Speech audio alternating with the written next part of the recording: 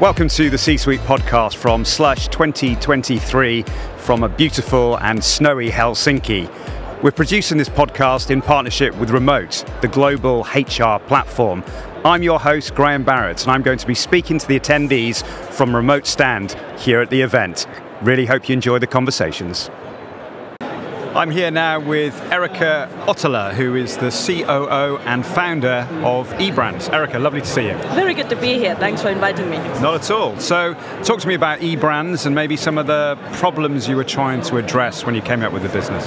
Yeah, so eBrands is a Nordic brand house. So we own and operate a portfolio of consumer brands, mostly in the areas of like sports, wellness, and beauty.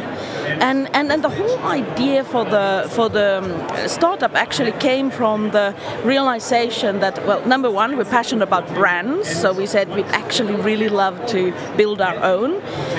But if you think about the Nordics is actually full of product innovators, like engineers who have brilliant ideas for products, but then often lack the skill or capacity or maybe capital to scale them globally. And specifically, if you look at the Nordic VC market, there actually isn't VCs that are specifically specialized for consumer brands. So it's very hard for these brands that are maybe, 1 million, 2 million, 5 million in sales. It's very hard for them to find capital to grow. So in many ways, we are providing an alternative for the innovators on taking their product global. And we really think it's adding value to the people who want to see their baby grow. But of course, we're very passionate about now taking all these Nordic amazing brands and selling them globally. So it really is a win-win for everyone, I think. It's a win-win, yeah. So what have been some of the challenges in growing the business over the last 3 years? So, let's face it, 3 years hasn't been exactly easy for consumer brands. Not at all. It's been kind of up and down, crisis after crisis. I think many people can say the same. And these challenges are not only on the, let's say, consumer demand side, which is what all the newspapers talk about, but it's also on supply chain. How are you able to get the product moved efficiently on the time? Capacity issues on warehousing. It's been quite a ride in many ways, and of course, kind of learning this all from ground up has been an interesting experience. But we put a lot of effort in really making sure that we get the right transparency in the business. Even if you manage to sell the products, you can easily just kind of squander all your profits on not understanding where do you have inventory, is it in the right place, how do you manage it cost-wise, because forecasting inventory systems, as boring as they may be, that is kind of what makes you ultimately the kind of profits that you need to then continue growing on the marketing side. And that's something we put a lot of effort into in the past few years. And I think I'd love to say we were smart, but I also think we were lucky that we did a lot of this effort before the worst has now hit. So we've been a little bit ahead of the curve in terms of making sure that we focus like razor sharp on profits and you then only kind of reinvest back the business and grow it.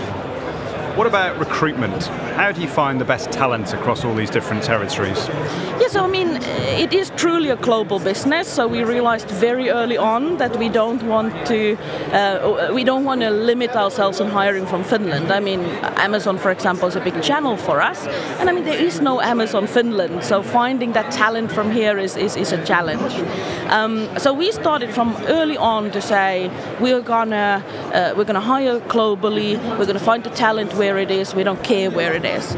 So it's actually been also a kind of fun culture to build, considering that in a 65 people that we currently have working for us, we're 19 different nationalities. We work in 13 different countries. So it really is going after wherever you find this talent and then making it work. Yeah. Well, how do you build that strong culture when we're talking about a remote workforce?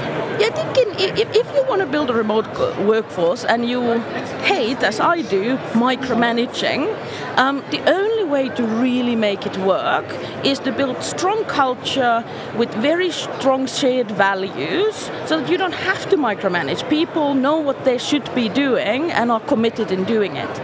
And of course, I mean, you can read books around how you have to define the values, and it's all right stuff. But I think ultimately it comes down to a lot of very small things you do. Like as a good example, every time we as a company sell another 5 million, we hold what we call tea sessions, celebratory tea sessions. Tea sessions because our CEO doesn't drink coffee, so it can't be, and alcohol when someone is at 9 o'clock in the morning, not necessarily good. So tea session it is, and the whole purpose of the tea session is, number one, celebrate another milestones, but we also explicitly ask for recognitions of people who've done really well recently, people who have gone beyond of what their role is, or who've just done really well. So we have this leaderboard going, and they're really fun sessions because people, like everybody makes an effort to be there, because it's just such a positive thing.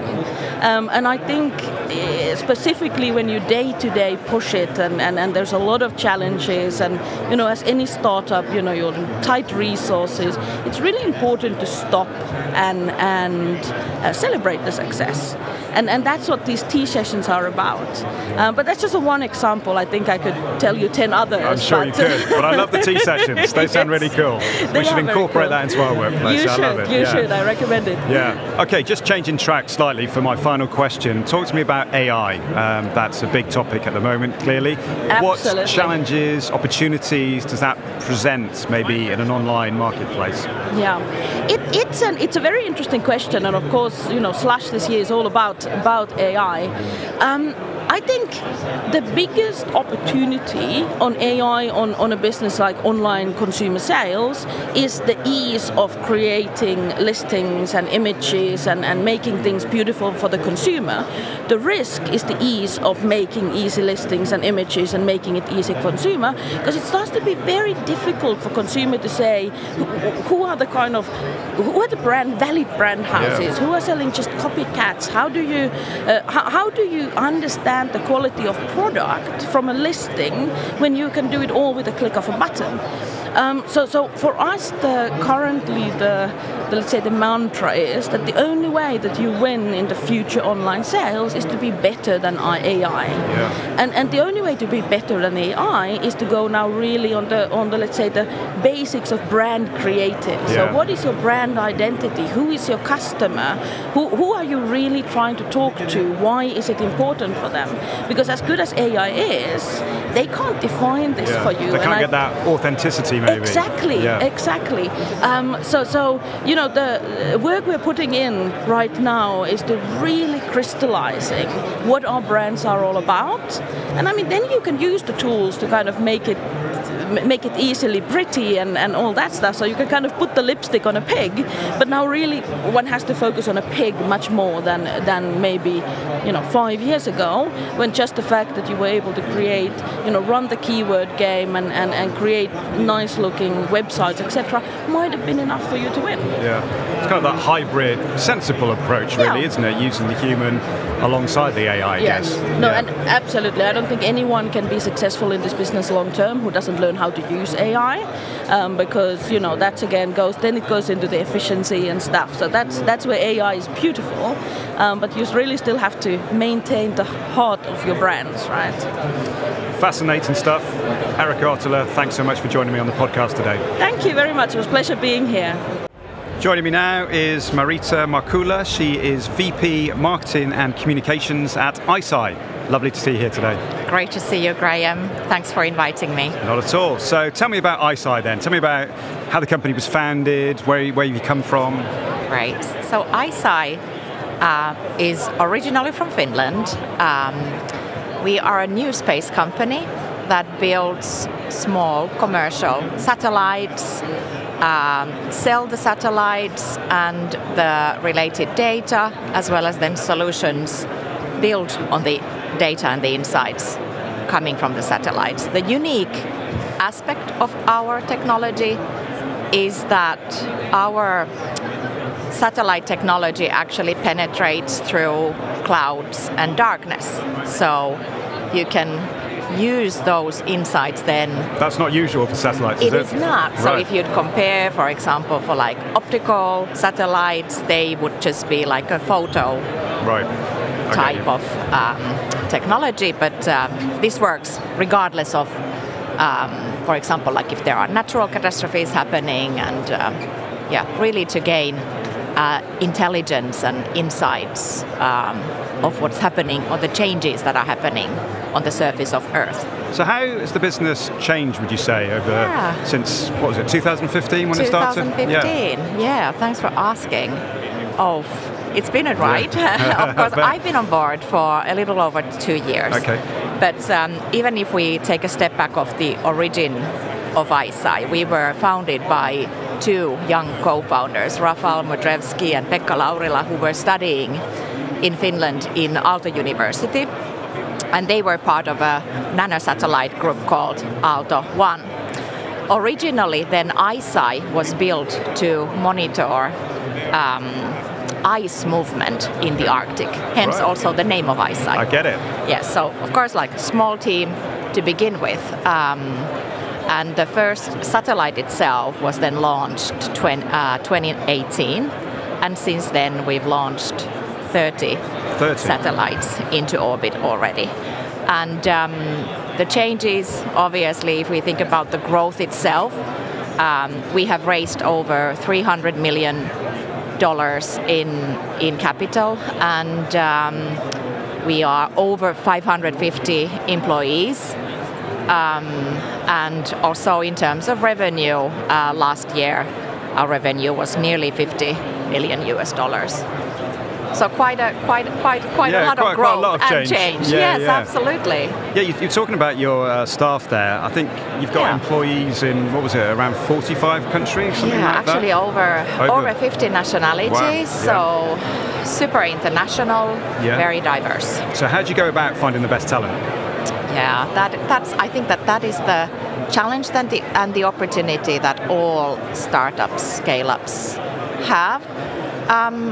If I think about even like my own function, marketing and communications, of course, many people do reach out to us when they sort of learn about ICEYE. They are passionate about building something unique.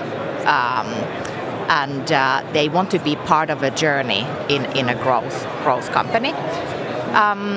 We, of course, need to stand out from the crowd, from the rest of the industry. So we find often that people who are then interested in joining us, they share the same values with us, share the same ambition, and then through that we find the right fit. Yeah. Not always easy to do, I'm sure. Always. No. Of course, sometimes hiring processes do take a little time. And even if I think about the hires that I've made, I don't want to settle for just good candidates. We really need exceptional, great candidates that then have the skills, bring the diversity of thought. Of course, again, if I think about from my own functions point of view, they have to have subject matter expertise into what they're doing. And again, I just can't emphasize this enough that they are a cultural fit to our organization, because it is very different to work in a startup scale-up than perhaps like an established corporation. Yeah, well, let's talk about culture then, because obviously you bring the people into the business, then you've got to create this workplace culture. So how do you go about that? How do you make it a great place to work?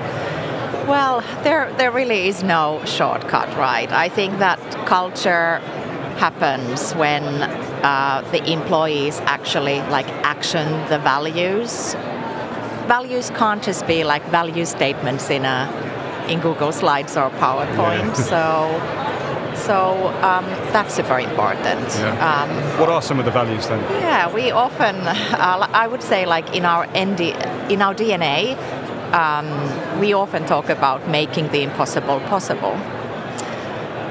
Again, if you think about like new space era overall, things that we are doing there, no one's ever done before. So of course, like even that is It's a pull, energizing. an attraction, yeah. Yeah, energizing for the people who are joining us.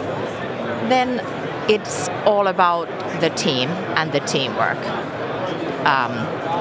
And that is also tricky, especially also as we grow. It's very different to form a team consisting of 10, 30 people and then scale it to like people that 500, 600. So then you have to start to build processes and structure without neither slowing down the progress. How do you stay connected with all those people? Yeah. What would you do? Do you have weekly meetings or catch-ups, socials? Yes, or absolutely. Combination of all. I think you just can't communicate enough. No. I definitely need to, for example, remind myself on that every day that just don't assume that people know or read the air. You have to tell and engage and create like a collective team that first of all understands their objectives, sees their role in that puzzle so that they feel connected with the purpose of the company and their objectives, desired key results, etc. And then it is from the communication point of view, repeat, yeah. Isn't it? Right? Of course it is, yeah. No, that's the only way to do it. Yeah. Just keep telling people, and they absorb it and they they live that culture as well. 100%. Now you talked about diversity amongst teams, which I'm really interested in. Diversity of thought as well, as you mentioned a couple of minutes ago. How do you build that? How do you ensure that you do have that diversity across the business? It must be quite a challenge. It has to be a conscious effort. Yeah. At ICEYE, we are diverse even from our origin. Even if I think about like the nationalities I already mentioned, Rafal's originally from Poland, Pekka is from Finland. Like I said, we have over 50 nationalities. But of course, it's also like the diversity needs to be diverse. Yeah. So again, I want to mention that like diversity of thought so that you don't fall into the trap of group thinking where everyone just has that, one view, but you are open and curious to also like challenge the status quo. Yeah, you want people to break out and have... Absolutely. It is so important, and you have to be aware of it. You have to be also aware of some unconscious biases and really make it happen. Again, I guess it's the same thing, like I said, with values. It can't just be a nice statement that, yes, we're diverse. At the end of the day, you have to live through that promise, right? Yeah, absolutely. Yeah. Well, sounds like you're doing a great job of it. Marita, Markkula, thanks so much for joining me today. Thanks so much, Graham. Thank you. I'm back in the podcast pod now. I'm with Yashar Moradbakhti. He is the CEO of Lingio. Yashar, nice to see you. Hello, Graham. Really nice to see you as well. Yeah. Thanks for inviting me. No, not at all. Great to see you. So I want to talk about Lingio to start with, clearly. Where did the idea come from? So basically, we wanted to, as technicians, help get immigrants into the labor market. And the language barrier was a really big barrier. So we said, let's remove that and help them into the labor market. And from that, we've grown to not just language learning, but also any kind of learning, and grown with our clients to do that. Yeah. How much has the business grown in the last, 5 years? So it's grown from just me and 2 founders and 1 employee to now around 40 people and over 100 clients, mainly in Sweden then. And we work with lots of municipalities, lots of corporations, large corporations. So we've been growing and bringing like really fun learning to staff-intensive companies. So that's been really fun journey. Yeah, give me an insight into this learning then. You're kind of gamifying learning. Would that be the right way to describe it? I think that's one of our like really core principles. Like I mean, in general, like if life is fun, if whatever you do is fun, gamification is a big part of fun, then, you know, it is something that we humans appreciate. So we're trying to bring in gamification, but in general, it's like, how do you make the time you spend really fun? And if you do that, you know, people will learn more and the knowledge will stick and they will perform their jobs better. Yeah. Now, you decide to start a business, obviously. Yeah. What's in your head at that point in time? I mean, how far ahead are you thinking? And when you look back now, are you surprised at how far the company's grown? It is like, we always wanted to be a social impact company. So we wanted to help people to get into the labor market. And we now are across 100 municipalities in Sweden, which is almost covering whole Sweden. So we're really making an impact in integrational matters. And people like really, we change their lives to the better. They get jobs or they are already working and they can really advance at work. And so we're, you know, every day touching people's hearts, which is, I think, super good thing. It's not just another SaaS product. It's actually helping people in their lives, which is super fun to see. And we're doing that, you know, on a scale in Sweden. Hopefully next year we're going to reach all the municipalities, you know, across all the larger employers in Sweden, which is fun for not just me but all employees. What would you say have been some of the biggest challenges along the way, and maybe some of the learnings that you've had from those challenges? It's always like growing the team. Obviously, you have to, you start as tech founders. You start, realizing you have to sell the product, right? So you have to bring in sales, you have to bring in marketing, and having a product and tech background, you kind of don't initially understand how sales and marketing works. So just becoming much more humble of you not knowing specific disciplines, and you have to kind of be open to learning more. I think that's been a good challenge or opportunity for us to learn. So it's been amazing to learn that much from other colleagues. Now, AI is a hot topic at virtually any event we go to, and this one is no different. Let's talk about AI from a work perspective. How do you see AI changing the workplace? What's going to happen? So I think in general, AI will just make most people way more efficient, in the sense that they will have an assistant or a co-pilot or whichever you want to call it, a coach, that's going to help you do the mundane work that you did before and took you like hours and you got really bothered with it. But it will help you do that work much faster, which is obviously like a good thing, right? So there's a lot of positives in regards to work. And what about the future for Lingio? What do you see on the horizon? So we are AI first, and we've been doing this research like the past 5 years. So we have this AI writer or AI course writer that helps you create course content within a minute. And this is a job like our teachers, our designers, our developers would do, like 10 people would do in 2 months. So it's really, democratizing, creating great learning content for everyone, which we think is amazing. To spread that across the world is our new mission, to spread knowledge, make everyone a creator of great learning content. Well, that's great, because we often hear, don't we, about AI, about the bad that it could potentially do, and all of the stories around that. But it's really great to hear that it can be a force for good as well. Yeah, I think so. If everybody thinks positive, let's take good things and do good things with it, I think the world will be a better place. I think that positive thing is quite important. And focusing on that would be obviously the path forward for the world, I think. Yeah. Well, I'm going to take very good things from this interview. I'll tell you that. So, Yashar, Moradbakhti, thanks for joining me here today. Thanks, Graham. Enjoyed it. Joining me now is Dmitrijus Borisenka, who is the co-founder of Coingate. Dmitrijus, very nice to see you. Thank you very much for having me here. Not at all. Start by giving me an introduction to Coingate. So Coingate is a crypto acquirer, a payment processor. We are 10 years almost in the business. Next year we're going to turn 10. We are one of the top payment processors in the world when it comes to crypto processing.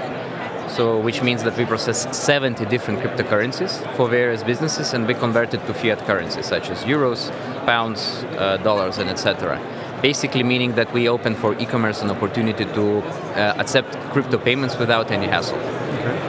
And you said it's been nearly 10 years, it'll be 10 years very soon.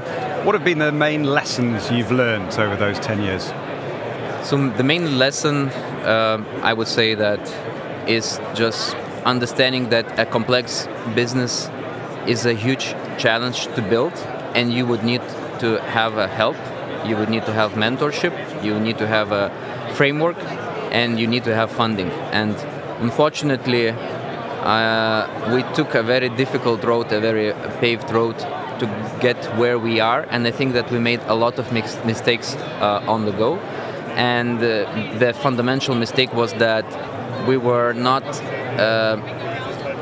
looking for external help. We thought that we can learn everything by ourselves. And when you bootstrap, you take so much responsibilities that you can burn down. And when you burn down, you make mistakes. And another important, I would say, challenge and lesson is that you need to learn to understand that the company which you start with and the company that starts to grow, you need to change your attitude and approach to how you handle the processes in that company.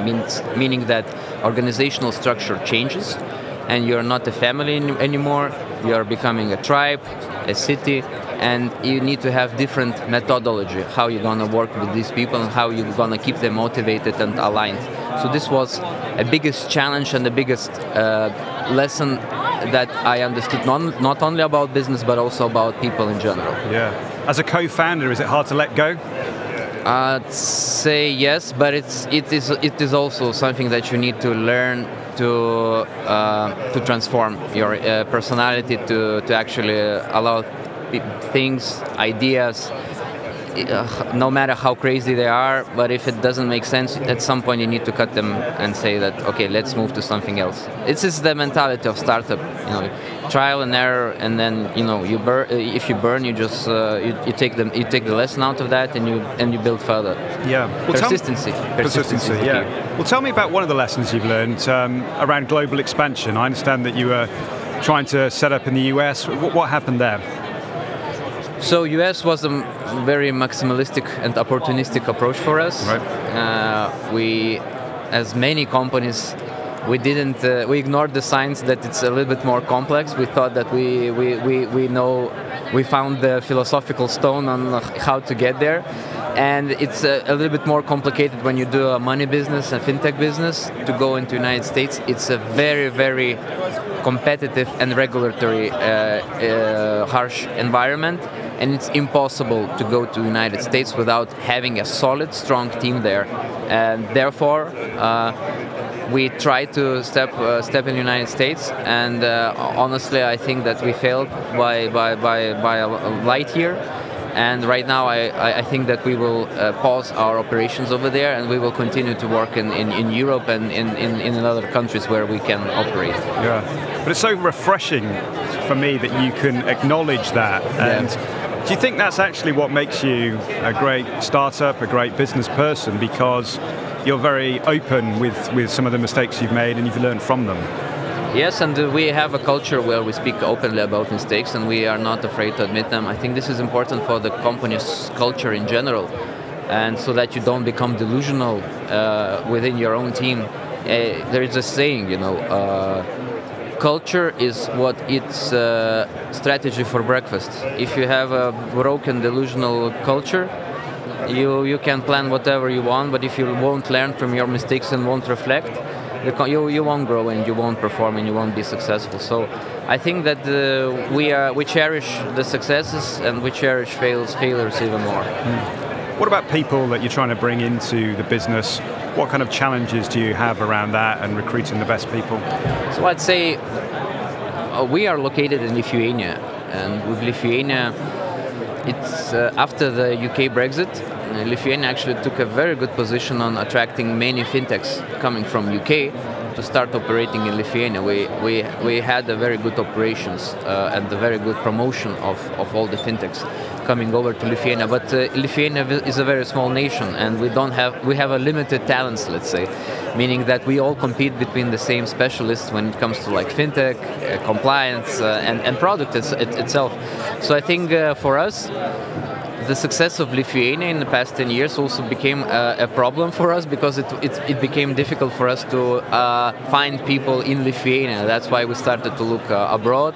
That's why we started to look in also to our eastern countries, to Ukraine and you know and other in other countries, because right now it's too much of fintechs in Lithuania, honestly, and we compete between the same people. So this is a challenge, but at the same time, being Lithuanian myself, I'm very proud that we finally have a mark on the map of Europe IT businesses. Yeah, it's almost like you don't mind going out searching for other talent because Lithuania has become that base, as you say. Yeah. Okay, well, let's just finish up. Talk to me about your priorities over the next, 12 months. What are you trying to do with the business? So with cryptocurrencies, as I think most of the listeners would agree, it's not stigmatized anymore. Many people are in this industry. Many people are in trading or in investing or just making actually payments with cryptocurrencies. So for us, what we achieved is basically that the industry itself became a very mature one, right? And the regulation are coming, very strong regulations are coming, so that it will be even more safe, let's say. But it's also a challenge, an existential challenge for cryptocurrency. But I'm pretty sure that we will pass that. And what I'm referring is basically in 2025, there's going to be a regulation called MiCA, Money in Crypto Assets, which means that if you have anything to do with cryptocurrencies, you need to be regulated. And it's kind of an ambivalent approach.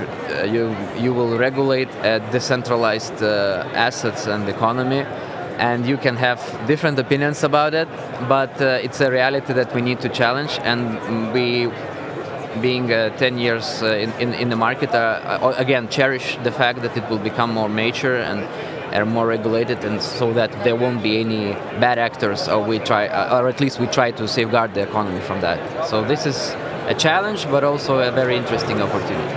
Well, enjoy your 10th birthday, Dmitrijus Borisenka. Thanks for joining me today. Thank you, Graham. I'm here with Tero Sarkkinen. He's the CEO of Basemark. Tero, really nice to see you. Very nice to see you, and thank you for having me. Not at all. So let's start by talking about, typically a company will start with customers in the country they were founded, but that's completely not the case with Basemark. Is that right? That is very right, and actually this is my third company, and without one exception, all the customers are everywhere else except in Finland. How does that happen? I guess it's just the topic or the field where we are in. The first one was for software for measuring CPU performance, and there's not many CPU companies in Finland at that time, at least. Yeah. Talk about some of the clients that you work with then, because you've got quite a roster, haven't you? Yes. So nowadays, or for the past 15 years or so, I have been focusing on automotive industry. So our publicly announced customers there include BMW and Lamborghini. There's about a dozen others that I can't publicly tell about, but these would be your familiar brands. Yeah, okay. So why did you particularly target that industry?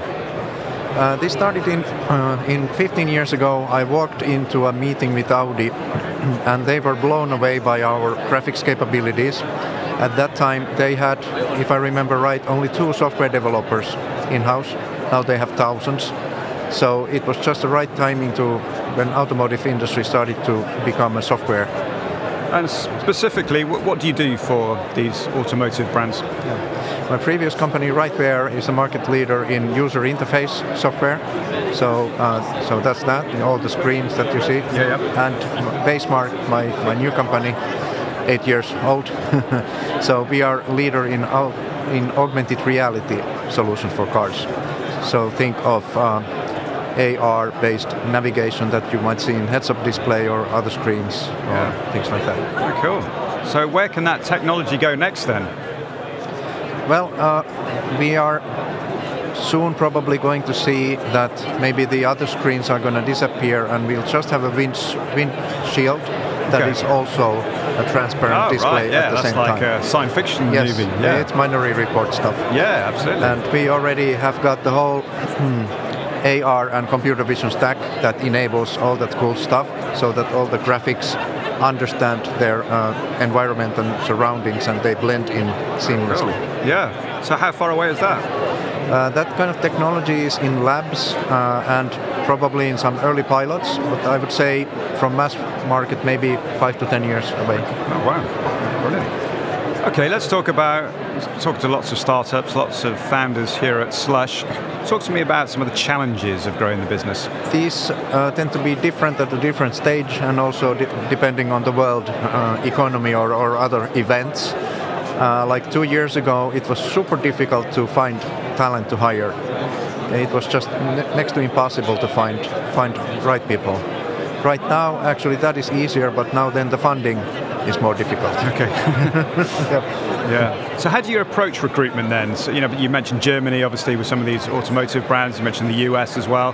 How do you approach recruitment in those territories? Yes. As much as we would love to recruit only from Finland, there simply is not enough talent, even in Finland. So we recruit globally. I employ full-time headhunter whose own job is to basically go in LinkedIn and find the people who might fit our needs, and then persuade those people to leave their jobs and come and join us. Yeah. And when you speak to them for the first time, do you get that feeling that they're going to be the right fit, or how do you get that feeling rather? Well, we got a standard process basically, so we need to first make sure that technically these people are we are quite demanding. But then always the last step is my interview, and that's where I check, do we get along with this person or not? Yeah. And so we need to have the cultural fit, value fit, technical fit, and everything matching. Yeah. Just on a personal level, what have you learned from all of the companies you mentioned that you've started? And I know you worked in Silicon Valley for a while as well, didn't you? So 7 years, yeah. What kind of lessons did that teach you, and when was that? Yes. I landed in the valley in 2000, and 7 years there. Okay. I said to everybody that it's going to be a year, maximum 2. Yeah. It ended up being 7 years, and my 2 kids were born there. Wow. So yeah. But you arrived at just that right time, didn't you? 2000.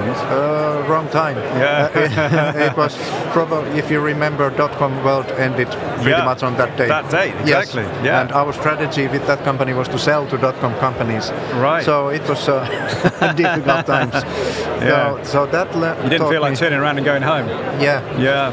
No, I couldn't. I don't give up. No. That's one of my traits. Yeah. But Silicon Valley taught me speed, and that one needs to think big. You come from a small country like Finland, you may be thinking too small, but there you learn to think big. Right.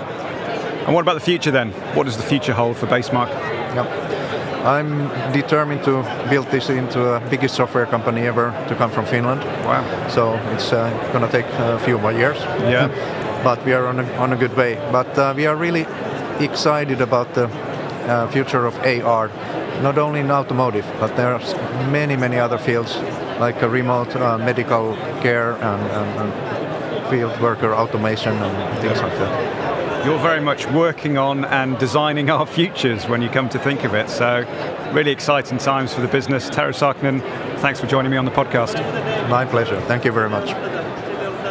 Thanks, or kiitos, to all our guests who came to speak with me on remote stand here at Slush 2023. I really hope you've enjoyed these conversations. Please do follow us wherever you get your podcasts. And if you'd like to contribute to the discussion, you can find us on LinkedIn and all the other social channels. But for now, thanks for listening and goodbye.